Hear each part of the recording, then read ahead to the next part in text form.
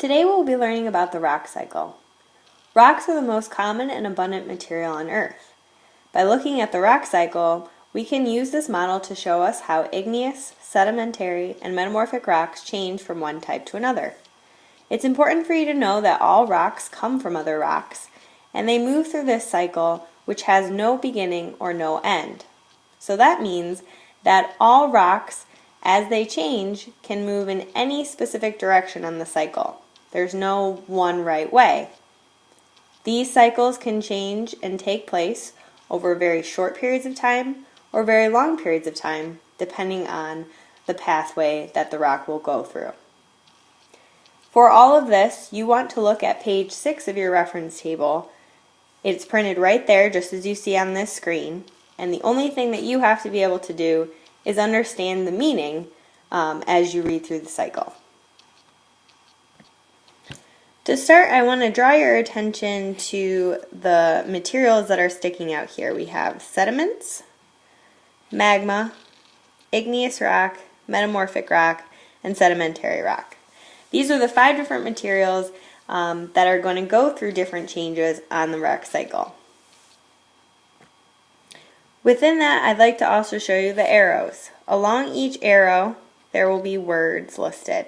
These words are the processes that each of these materials are going through. So as you go from one material to another, so let's take sediments to sedimentary rock, the process I would have to go through to get there would be deposition and burial, and then compaction and cementation. So in this video, we're going to go through how you get from each type to another, and again, you're going to use page 6 of your reference table to help you. So let's start here with metamorphic rock, which is our material over here. If you look, any arrow that points to the metamorphic rock is going to say metamorphism or Heen pressure. So metamorphism is just a change to a rock due to intense heat and or pressure. And the only way to get a metamorphic rock, whether you're going from sedimentary or igneous rock, or you have a metamorphic rock and you want to change it into a different metamorphic rock, you would need to put that material through intense heat and pressure. The next section would be to produce an igneous rock. So here's our end result over here, igneous rock. What we would need first is magma or lava, okay, some sort of molten material. And the way we're going to get that molten material is we need some sort of melting of a different kind of rock. So whether we had an igneous rock melt, a sedimentary rock melt, a metamorphic rock melt, you need some sort of melting to produce the magma.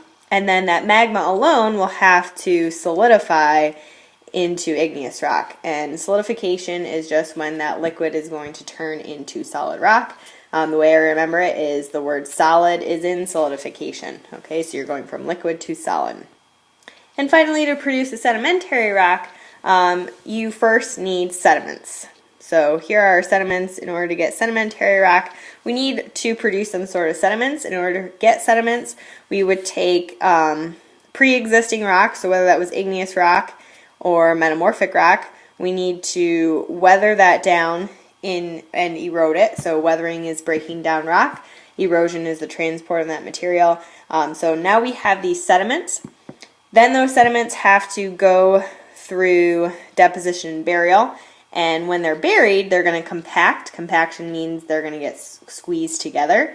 And then they have to go through a final stage called cementation, where the minerals will fill in pore spaces and they kind of stick that rock together like glue, so you get a solid structure known as your sedimentary rock.